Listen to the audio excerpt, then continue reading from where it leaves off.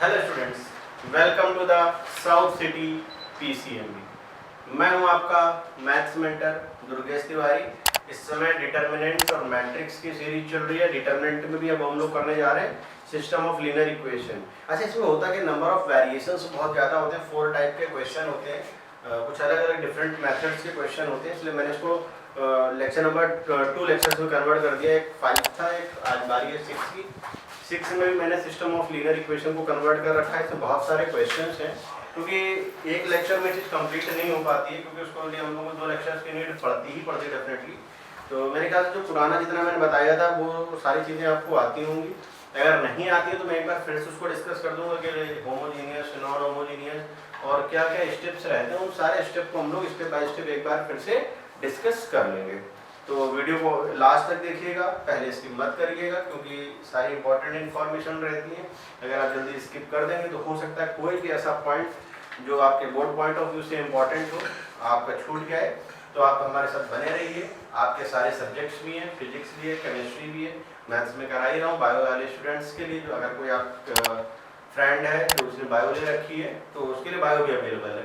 तो चलिए आज के सेशन को हम लोग स्टार्ट कर लेते हैं बहुत जल्दी से, थोड़ा सा, क्योंकि आज कंटेंट ज़्यादा है, नंबर ऑफ क्वेश्चंस मैंने थोड़े से ज़्यादा ले रखे हैं, तो वो करना पड़ेगा। तो सबसे पहले तो मैं आपको बता देता हूँ, जो लास्ट क्लास में मैंने आपको डिस्कस किया था जितनी भी सारी चीज़ें, अगर आपने वहाँ से देख लिया है और पहले से आप प्रिपेयर होकर के आए तो वेरी गुड, और अगर नहीं प्रिपेयर है तो मैं आपको फिर सारी चीज़ें बताऊँगा। यही खासियत है हमारे यूट्यूब चैनल की कि हम लोग सारी चीज़ें पूरे पुरानी वाली लेकर के चलते हैं, जिससे आपको किसी भी तरीके की प्रॉब्लम ना हो। जितना भी हम लोगों ने लास्ट क्लास में डिस्कस किया होता है उसको एक बार हम फिर से रिकैप कर लेते हैं कि होमोजेनियस इक्वेशंस क्या होती है, नॉन होमोजेनियस इक्वेशन क्या होती है, मैट्रिक्स मेथड क्या होता है, मार्टिन रूल क्या होता है। आईएससी वाले बच्चे तो जान ही जाएंगे कि मार्टिन रूल क्या होता है। सीबीएसई वाले बच्चों ने मार्टिन रूल का शुरू नहीं करके वो सुनते हैं solve by the matrix method. दोनों एक ही चीज़ है, उससे कोई फर्क नहीं पड़ना, नेम में क्या है। सॉल्व प्रोसीजर जो होता है वो सेम रहता है सॉल्विंग का। तो चलिए हम लोग पहले इसको स्टार्ट कर लेते हैं। सबसे पहली बात तो आप देखिए, सिस्टम ऑफ लीनियर इक्वेशन में हमारे पास 2 टाइप्स की इक्वेशन रहती हैं।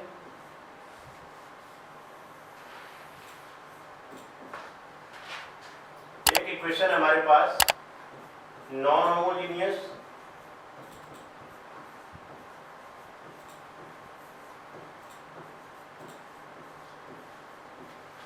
और एक इक्वेशन है हमारी होमोजीनियस।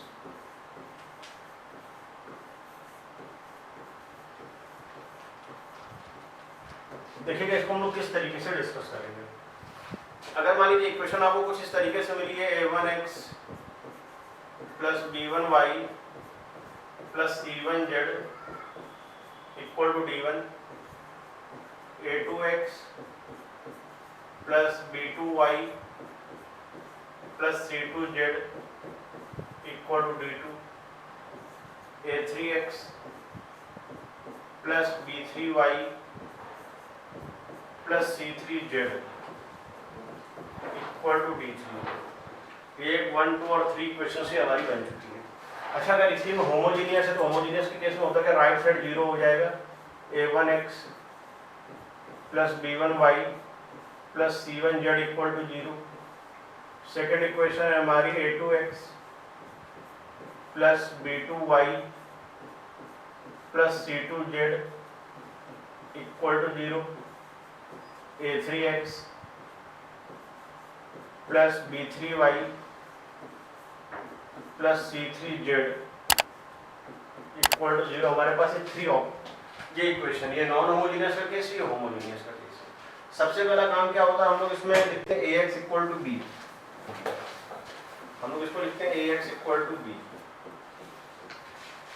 यहां पर वही चीज चलेगी, ax इक्वल टू b। एक तरीके से मैं रिवीजन के तौर पर करा रहा हूँ, क्योंकि मैं इसके पहले वाले जो लेक्चर में था, लेक्चर नंबर 5 हमारा, मैं उसमें सारी और चीज़ें आपको ऑलरेडी करा चुका हूँ। ये केवल एक तरीके से रिकैप है, क्योंकि जब चीज़ें हम लोग को स्टार्ट करते हैं कोई चीज़, जैसे कि प्रीवियस लेक्चर से बिल्कुल अटैच ही है, तो इसलिए एक बार मैं सोच रहा हूँ कि रिवाइज करा दूँ, हो सकता है आपको और अच्छे से आ जाए। इस वजह से मैं आपको करा रहा हूँ। अगर आपको आता है तो वेरी गुड। अब जैसे कि एक है कोफिशिएंट मैट्रिक्स है, तो यहाँ पे कोफिशिएंट बना देना चाहिए हमें।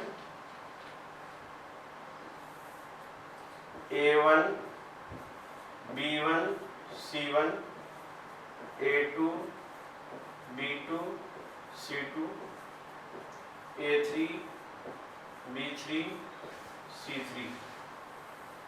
और अगर मैं यहाँ पर x के लिए बात करूँ तो x हो जाएगा हमारा लिए x y z, और b के लिए क्या हो जाएगा D1 D2 D3,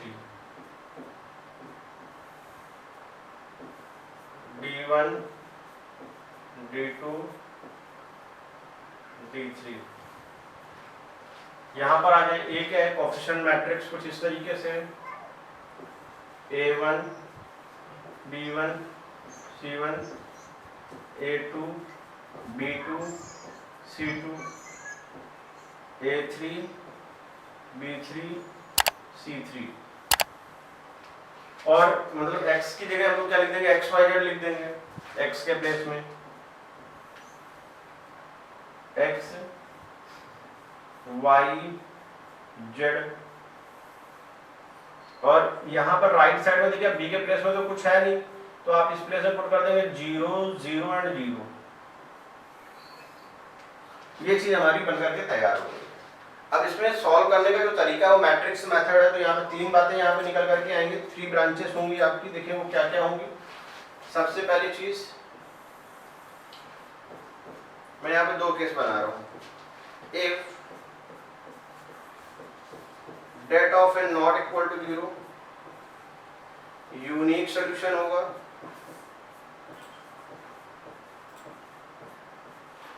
इवन हम इसको कंसिस्टेंट भी बोल सकते हैं, कंसिस्टेंट, और इसको बोला जाता है solve by the matrix method, solve by matrix method, और इसी को बोला जाता है बेटा Martin rule.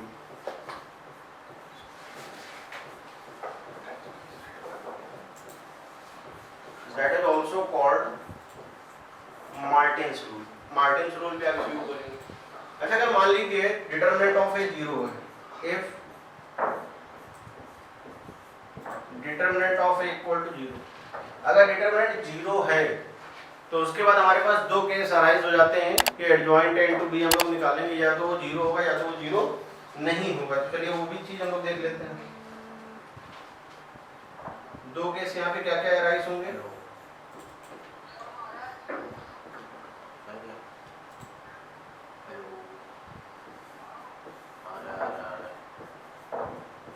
Adjoint A into B या तो 0 होगा, ये तो adjoint A into B not equal to 0 होगा। अगर मान लीजिए 0 है एडजॉइंट ए इनटू बी, तो इसको हम लोग बोलते हैं इनफाइनाइट मैनी सॉल्यूशन। इनफाइनाइट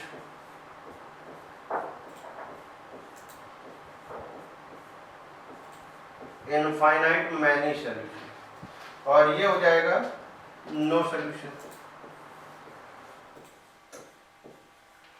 ये वाला केस हमारा हो जाएगा no solution. Infinite many solution जब भी होगा उसको हम सॉल्व करते हैं के मेथड से, सॉल्व बाय के मेथड।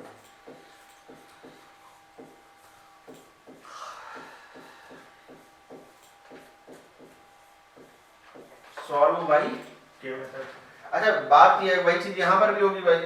सबसे पहले x इक्वल टू b तो आपने लिखा ही, तो यहाँ पर तो केवल 2 ही केस बनते हैं। यहाँ पर कभी भी ऐसा होएगा ही नहीं कि आपको कभी सोल्यूशन ना मिले, इस बात की गारंटी है। हमेशा आपको सोल्यूशन मिलेगा ही मिलेगा। वो हो सकता है कि यूनिक हो या तो इनफाइनाइट मैनी, नो सोल्यूशन तो कभी आ ही नहीं सकता। यहाँ पे जो फर्स्ट केस है वो कुछ इस तरीके से है, if determinant of A not equal to 0 and determinant of A equal to 0। ये अगर 0 है तो हम बोल देंगे यहाँ पर infinite many solution, infinite many solution.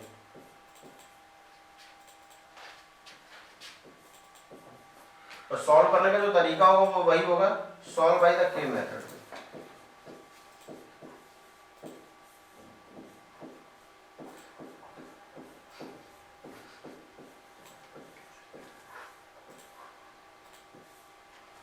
Solve करने का जो मेथड होगा वो क्या होगा, सॉल्व बाय द के मेथड। और अगर मैं इसकी बात करूं, इफ डेटा ऑफ ए 0, तो ये हो जाएगा यूनिक सॉल्यूशन।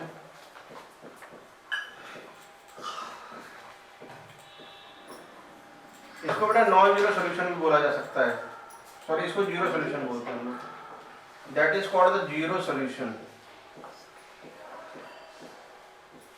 हाँ, अगर आप इसकी बात करें तो इसको बोला जाता है नॉन जीरो सॉल्यूशन।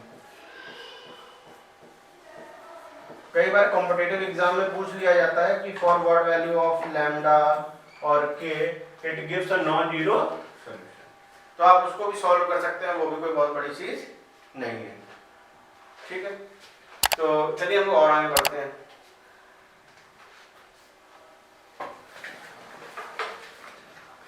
ये वाला क्वेश्चन देखिए, इसको कैसे सॉल्व करेंगे।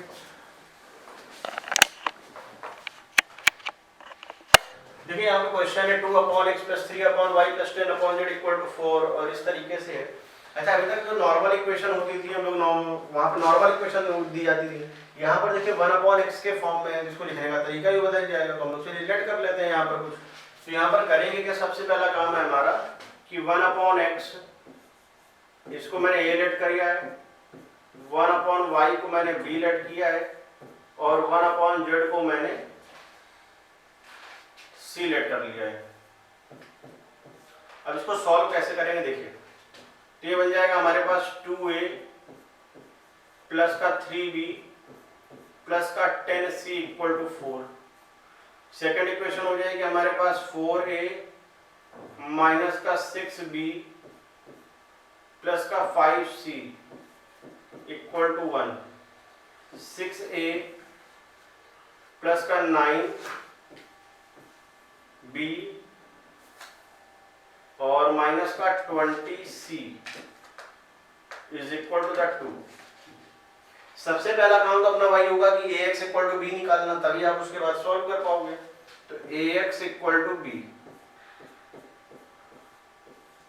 तो a क्या आ जाएगा हमारे लिए 2 3 10 4 माइनस 6 5 6 9 माइनस 20।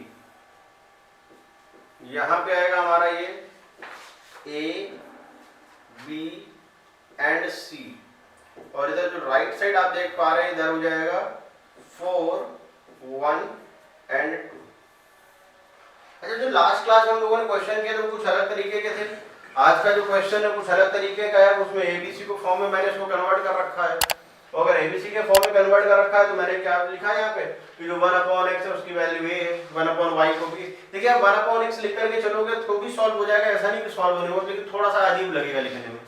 जब चीजें अजीब लगती है थोड़ा सा ऐसा लगता है कि टफ हो रहा है क्वेश्चन। तो अगर आप उसको सिंपल करना चाहते हैं, सिंपल वे में लिखना चाहते हैं, तो आप उसको इस तरीके से सॉल्व कर सकते हैं। तो सबसे पहला काम होना चाहिए कि यहाँ पे डिटरमिनेंट को निकालना है। चलिए डिटरमिनेंट निकाल लेते हैं भैया, कैसे निकलेगा। डिटरमिनेंट ऑफ ए 2, ये आएगा 120 माइनस का 45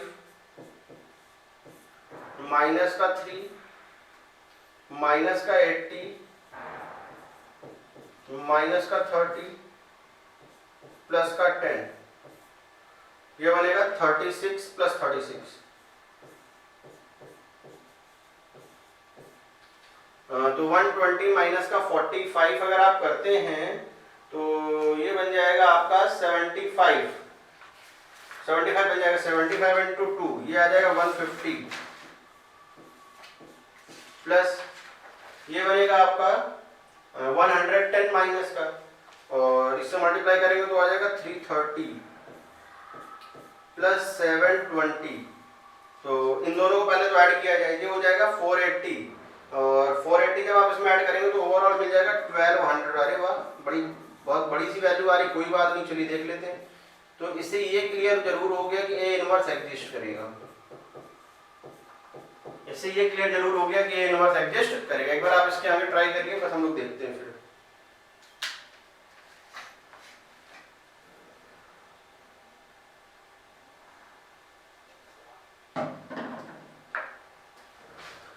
चलिए अब इसके आगे देखते हैं क्या है। यहाँ तक तो हमारा खैर काम बन गया।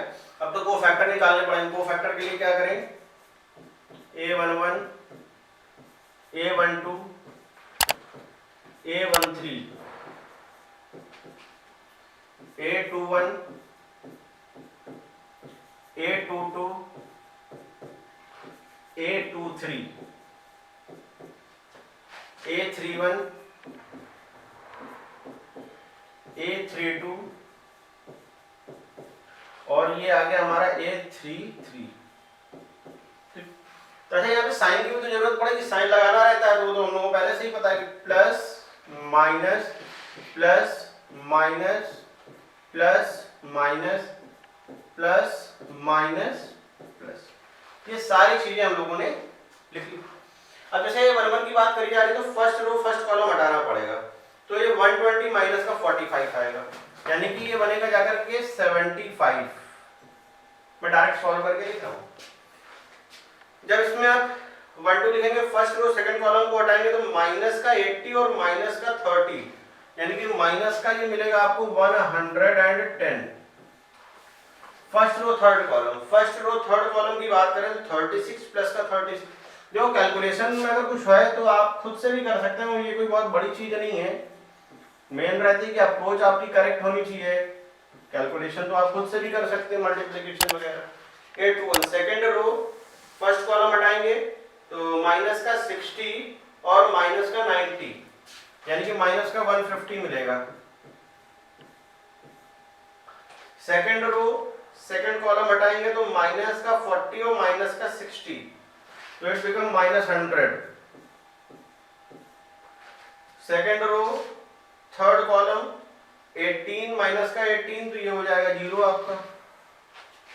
Third row first column 15 plus का 60 यानी कि 75।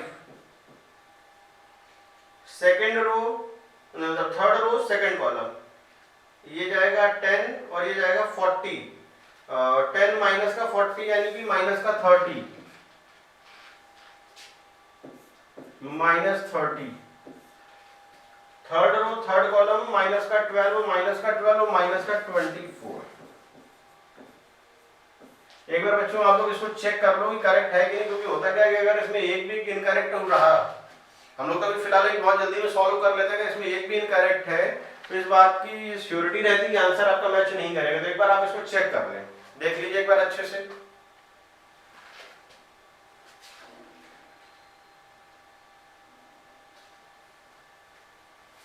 तो सबसे पहले तो क्या लिखेंगे, एडजॉइंट ए। एडजॉइंट ए में लिखेंगे, लिखना तो ये एज इट इज ही है, लेकिन इसका ट्रांसपोज कर दिया जाता है। तो ट्रांसपोज जब आप करोगे डैश लगा दी, चलो टी लिख देते हैं डैश के बजाय टी। तो 75, 110, 72, 150, -100, 0, 75, 30, माइनस का 24। इसका जब हम लोग ट्रांसपोज कर देंगे तब क्या बनेगा, देखिए ध्यान से। 75, 110, 72, 150, -100, 0, 75, 30, माइनस का 24। ठीक है ना, ये चीज बन जाएगी हमारी। तो एडजॉइंट हमारा आ चुका है। अब देखो ax इक्वल टू b है, तो x इक्वल टू क्या हो जाएगा, a इनवर्स b। और a इनवर्स को हम लोग लिख लेते हैं adjoint a upon determinant of a into b। तो चलिए पूरी चीजें आ जाएंगी। तो 1/1200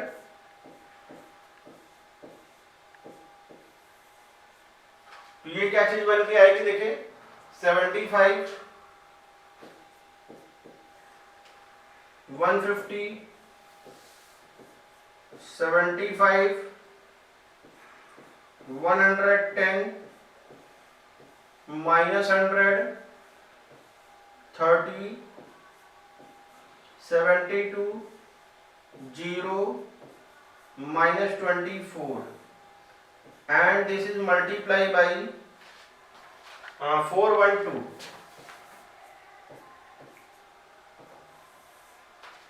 तो यहाँ पे आएगा क्या, जब आप मल्टीप्लाई करा दोगे 1/1200 में तो कुछ रिजल्ट इस तरीके से आएगा। थोड़ा सा स्पेस कम है तो स्पेस की प्रॉब्लम है, आप देखिएगा ध्यान से इसको। तो जब आप मल्टीप्लाई करेंगे तो ये बनेगा 300, इवन देखा जाए तो ओवरऑल 600 बन जाएगा ऐड करने पे। ये बन जाएगा 300, 1 में करेंगे तो सॉरी जब आप इसमें करेंगे तो ये बनेगा जाकर के 300 और जब इसमें करेंगे तो ये बन जाएगा आपका कितना 1 में 150 और जब इसमें करेंगे तो फिर से 150, तो ओवरऑल 600 बन जाएगा। इसमें करेंगे तो 440, मैं थोड़ा सा यहाँ सॉल्व कर देता हूँ। 440 आएगा पहले, 1 में करेंगे तो 100 और प्लस का करेंगे तो 60, यानी कि ये आपका आ जाएगा 400। इसको हम लोग इरेज कर देते हैं इस चीज को।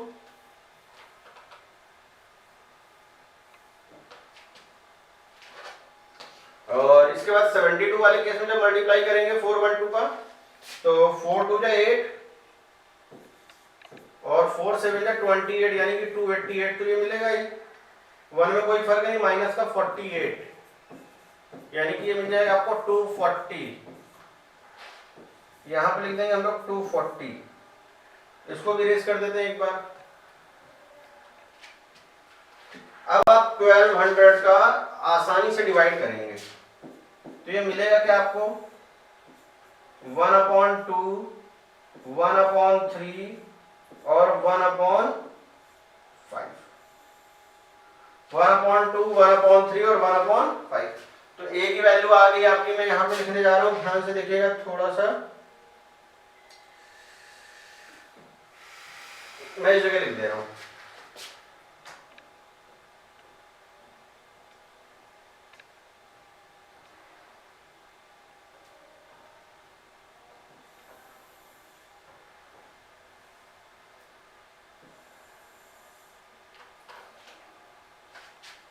इस जगह मैं लिखने जा रहा हूँ। तो a की वैल्यू हमारी आ जाएगी इसके हिसाब से 1/2, b की वैल्यू आ जाएगी 1/3 और c की वैल्यू आ जाएगी 1/5।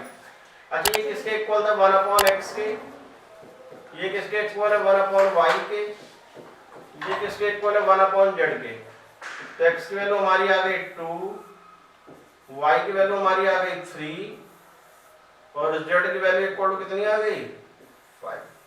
तो मेरे ख्याल से आप इस क्वेश्चन को समझ पाए कि हम लोग किस तरीके से इसको सॉल्व कर सकते हैं। बस था क्या कि 1/x, 1/y और 1/z दिया गया था, तो उसी के बिहाफ पे हम लोगों ने इसको सॉल्व किया है।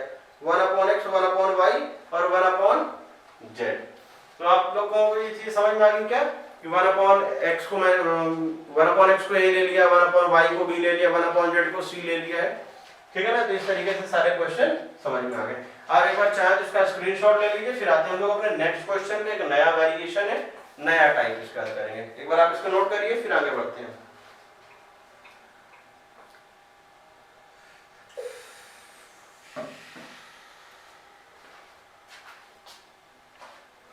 एक ये बड़ा अच्छा क्वेश्चन है, बहुत प्यारा क्वेश्चन है। ये देखिए आपके सामने ये क्वेश्चन है। ये वाला स्पेशली आज मैंने इसको टाइप कराया था क्वेश्चन को, क्योंकि ये इस तरीके का, देखिए एक तो वेरिएशन था सिंपल वाला, फिर एक आज आपने लिख लिया कि 1/x, 1/y और 1/z वाले क्वेश्चन को हम लोग किस तरीके से ट्रीट करेंगे। इसके बाद जो हमारा जो लास्ट टाइप आता है इनफाइनाइट को छोड़ करके, वो एक ये टाइप आता है जो कि एग्जाम में बहुत ज्यादा पूछा जाता है। Even x - y = 3, 2x + 3y + 3, यहाँ पे 3y 2 बार टाइप हो गया है। इसको मैं करेक्ट कर देता हूँ, उसका कोई मतलब नहीं, ये हट गया। 2x + 3y + 4z = 17 और y + 2z = अच्छा, एक खासियत इस क्वेश्चन की ये रहती है कि जो इक्वेशन आपको दी जाएगी सॉल्व करने को, वो आपको किसी न किसी इक्वेशन से मैच करती हुई मिलेगी। अच्छा देखिए, इस फर्स्ट वाली इक्वेशन से मैच कर रहा है आपका। तो सबसे पहली बात तो आपको a b फाइंड करना है। तो a b हम लोग पहले तो फाइंड कर लेते हैं। पहले a b को मैं सॉल्व करके दिखाता हूँ, फिर मैं आपको एक ट्रिक बताऊंगा इसमें।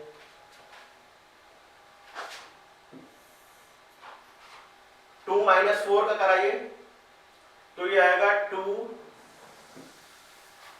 प्लस का 4 प्लस 0, इसका नीचे कराइए 4 माइनस का 6, 4 माइनस का 12, सॉरी, क्योंकि 4 3 12 माइनस का 12 प्लस का 8, और नीचे कराइए 0 माइनस का 4 प्लस का 4। अच्छा, और भी एलिमेंट आएंगे जब आप सॉल्व करोगे, मैं लिख नहीं रहा हूं क्योंकि मुझे पता है कि क्या आएगा। अभी मैं सोच रहा कि सर देख करके आए, मैं तरीका बताता हूँ इसका रीजन क्या होता है। होता क्या है कि जब इस तरीके के क्वेश्चन दिए जाते हैं तो कुछ ना कुछ ऐसा जरूर दिया जाएगा कि वो आइडेंटिटी के फॉर्मेट में ही रहे। अब जैसे कि यहाँ पर देखिए आपको 6 दिख रहा है और बाकी सारे एलिमेंट क्या दिख रहे हैं, 0। देखो ये 0 दिख रहा है, ये 0 दिख रहा है, यानी कि ए बी जो हमारा बनेगा वो कुछ इस तरीके से बनेगा। ए बी हमारा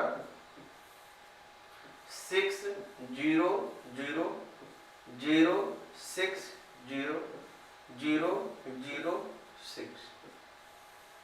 ये तो आप 6 देख रहे हैं, 6 को अगर मैं कॉमन करूं तो यहाँ पे आपको कुछ ऐसा देखने को मिलेगा, 1 0 0 0 1 0 0 0 1। ये कुछ इस तरीके से चीजें आएंगी। तो ये बन गया ए बी इक्वल टू 6i।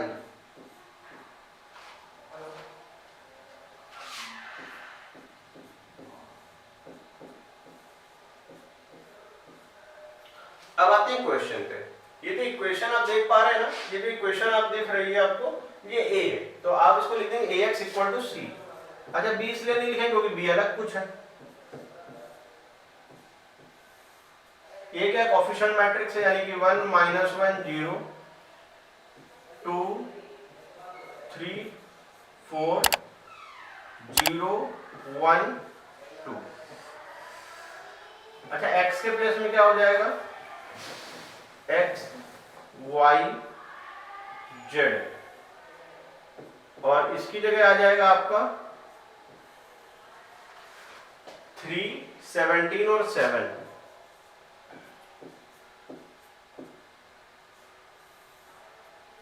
यहां तक मेरे ख्याल से बात आपको समझ में आ गई कि हम लोग कैसे कर पाएंगे। अच्छा, देखो क्वेश्चन में इनवर्स निकालने की जरूरत पड़ती है। कई बार बच्चे करते हैं क्या इस तरीके के क्वेश्चन में, इसको इस तरीके से तो सॉल्व कर, मतलब ये ए बी का तो मल्टीप्लाई दिखा देते हैं, लेकिन ए बी के मल्टीप्लाई को दिखाने के बाद वो मालूम क्या करते हैं, फिर इसको नॉर्मल मेथड से सॉल्व कर देते हैं। और अगर आपने नॉर्मल मेथड से इसको सॉल्व किया तो क्वेश्चन वहीं पे रॉन्ग कर दिया जाएगा, अगर आपने नॉर्मल मेथड से सॉल्व किया। क्यों? क्योंकि यहाँ क्वेश्चन लिखा है कि find A B hence solve the system of equation, मतलब आपको इसका यूज ही करना है क्वेश्चन में, बिना इसके यूज के आप सॉल्व नहीं कर सकते, आपको इसका यूज करना ही पड़ेगा।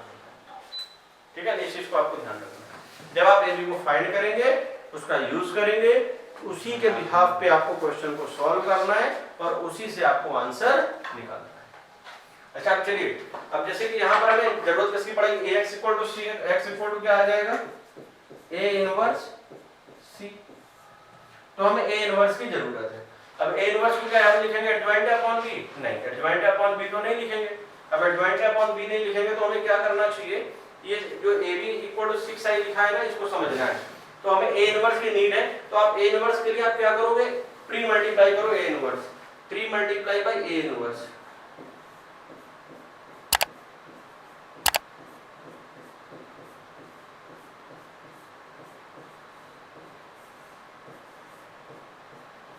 हम लोग ए इनवर्स से मल्टीप्लाई, अच्छा डायरेक्ट बहुत से बच्चे लिख देते नहीं, अगर आप राइट साइड से मतलब लेफ्ट साइड से मल्टीप्लाई करा रहे हैं तो लिखना ये जरूरी रहता है कि pre multiply by A inverse, और अगर आप लेफ्ट साइड से मल्टीप्लाई करा रहे हैं तो उसमें बोलते हैं post multiply by A inverse. जब हम लोग ए इनवर्स से मल्टीप्लाई करेंगे तो देखिए क्या बनेगा, A inverse A B equal to A inverse 6i।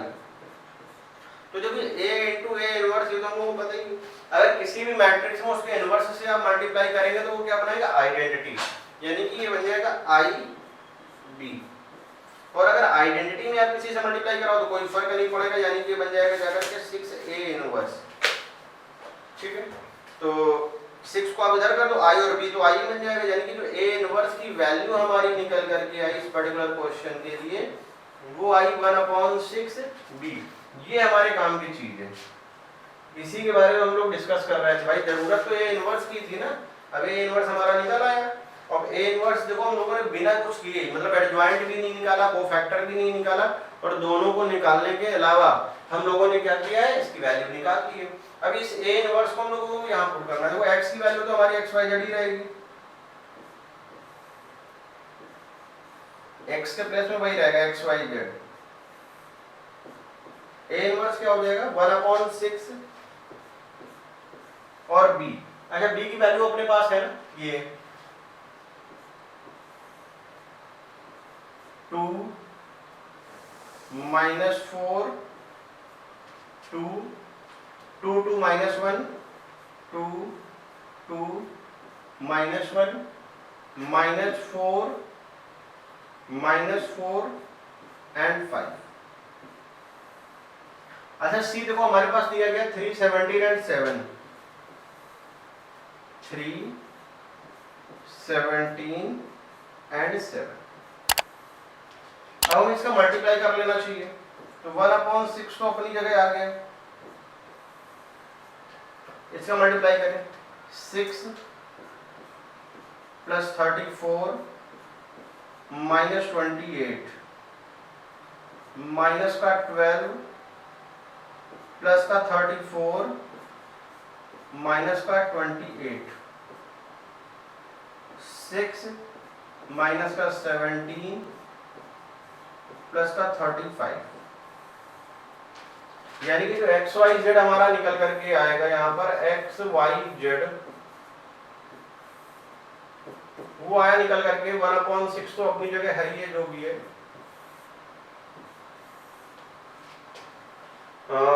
ये आ जाएगा 40 - 28, ये आ गया हमारा 12, 34 है 34 और ये बन जाएगा माइनस का 40, माइनस का 28 है और माइनस का 12 है, तो माइनस का 28 और माइनस का 12 बनेगा माइनस का 40 और ये 34, तो ये बन जाएगा हमारे लिए माइनस का 6 और 17 है। 17 को जब आप इसमें हटाएंगे 35 में तो 18 और 18 और प्लस 6 ये बन जाएगा हमारे लिए 24। अगर आप इसमें डिवाइड करेंगे तो क्या आ जाएगा 2 - 1 और 6 4 या 24, तो ये आ जाएगा, यानी x की वैल्यू हमारी आ गई 2, y की वैल्यू आ गई माइनस का 1 और z की वैल्यू आ गई 4। तो मेरे ख्याल से आप समझ पाए कि इस तरीके के क्वेश्चन को हम लोग कैसे सॉल्व कर सकते हैं। जब भी कभी आपसे कहा जाए कि ए बी का मल्टीप्लाई करना है और उस ए बी के मल्टीप्लाई का यूज करके आपको इस तरीके के क्वेश्चन को सॉल्व करना है। तो स्टेप बाय स्टेप हम लोगों ने चल करके सारी चीजें डिस्कस कर ली है, बहुत अच्छे से क्वेश्चन को कर लिया है। अब मैं एक क्वेश्चन आपके लिए छोड़ रहा हूँ, आपको स्क्रीन पर दिख भी जाएगा कि वो क्वेश्चन क्या है। जैसे कि एक क्वेश्चन ये लिखा हुआ है आपके सामने, ये काम होमवर्क में है आपके लिए, आप इसको होमवर्क में ट्राई करिए और आपको इसमें आंसर कमेंट में फिल करना है कि इसका क्या आंसर आ रहा है। कि ए की वैल्यू दी गई है आपको और ये बी की वैल्यू दी गई है और इस तरीके की क्वेश्चन को आपको सॉल्व करना है। अच्छा मैं फिर से वही बात रखूंगा आपके सामने कि आपको इनमें से कोई ना कोई क्वेश्चन में ये चीज मिल जाएगी। जैसे कि अगर आप इसको एक क्वेश्चन को ध्यान से देखें तो आपको ये जरूर दिखेगा कि कोई ना कोई मैट्रिक्स है, जैसे कि ये देखिए 1 1 2 1 1 2, तो यानी कि ये मैट्रिक्स जो है आपको बी दिख रही है, तो आपको यहाँ पे लिखना पड़ेगा bx = c। और फिर से वही बात, जब आप ए बी का मल्टीप्लाई करेंगे तो आपको आइडेंटिटी के जैसा ही कुछ ना कुछ देखने को मिलेगा। चलिए मैं फिर भी थोड़ी सी आपकी हेल्प कर देता हूँ, बाकी करना आपको ही है। ए बी का जब आप मल्टीप्लाई करेंगे तो फर्स्ट एलिमेंट आएगा माइनस का 5 प्लस का 3 प्लस का 6। अब देखो बाकी के एलिमेंट निकालने की जरूरत नहीं, हाँ लेकिन एक बार एश्योर हो जाना, पता चले आपका पहले ही एलिमेंट जो है गलत है, पहले ही एलिमेंट आपने रॉन्ग लिख रखा है, बाकी भी फिर उसी के बिहाफ पे आपने सॉल्व कर दिया। तो इस बात को लेकर के आप एश्योर हो जाना कि हाँ आपका जो फर्स्ट एलिमेंट है वो करेक्ट है, तो बाकी के निकालने की जरूरत नहीं। 6 3 9 और माइनस का 4 हटाएंगे, 5 तो ये आ जाएगा 4 0 0 0 4 0 0 0 4, और अगर यहाँ से 4 आप हटा देंगे तो ये बन जाएगा 1 0 0 0 1 0 एंड 0 0 1। इसी के बिहाफ पे अब आपको बी इनवर्स से निकालना है और x इक्वल टू यहाँ से बन जाएगा बी इनवर्स c और इसको सॉल्व करना है। इसके आगे का काम मैं आपके लिए छोड़ रहा हूँ। इसके बाद हम लोग मिलेंगे बहुत जल्द अपने नए लेक्चर में कुछ नई चीज़ों के साथ। हो सकता है इनफाइनाइट मैनी सोल्यूशन का मैं लेक्चर लेकर के आऊँ, या हो सकता है कॉन्टिन्यूटी एंड डिफरेंशियबिलिटी का लेक्चर लेकर के आऊँ, क्योंकि अभी अपना सफ़र बहुत लंबा है, ईयर लॉन्ग चलेगी ये सीरीज़। और आप जान रहे हैं कि मैं हूँ आपका मैथ्स मेंटर दुर्गेश तिवारी, और हम लोग मिल रहे हैं किसमें, अपने YouTube channel south City PCMB. PCMB इसलिए ही है इसका नेम, क्योंकि इसमें फिजिक्स, केमिस्ट्री, मैथ्स, बायोलॉजी बिल्कुल एक्यूरेट फॉर्म में, जैसा आपने ऑब्जर्व किया होगा कि आपको कभी किसी यूट्यूब चैनल में सारी चीज़ें एक ही प्लेटफॉर्म पे नहीं मिलती हैं, या एक तरीके से आप समझें ऑर्गेनाइज तरीके से नहीं मिलती हैं, वो सारी चीज़ें यहाँ पर आपको अवेलेबल है। आईएससी स्टूडेंट्स के लिए एक स्पेशल बेनिफिट भी है जो हमारे यूट्यूब के थ्रू आपको मिल रहा है, दैट इज इंग्लिश सब्जेक्ट भी हमारे इस यूट्यूब चैनल पे इंक्लूड है, जो आपको देखने को मिलेगा। तो आज के इस लेक्चर में इतना ही। अगर आपने वीडियो को फर्स्ट टाइम देख रहे हैं प्लीज़ इसको शेयर करें, अपने फ्रेंड्स के साथ शेयर सब्सक्राइब करें, और क्या आज लेक्चर में इतना ही रखेंगे। बहुत जल्द मिलेंगे हम लोग अपने नेक्स्ट लेक्चर में, तब तक के लिए बाय बाय।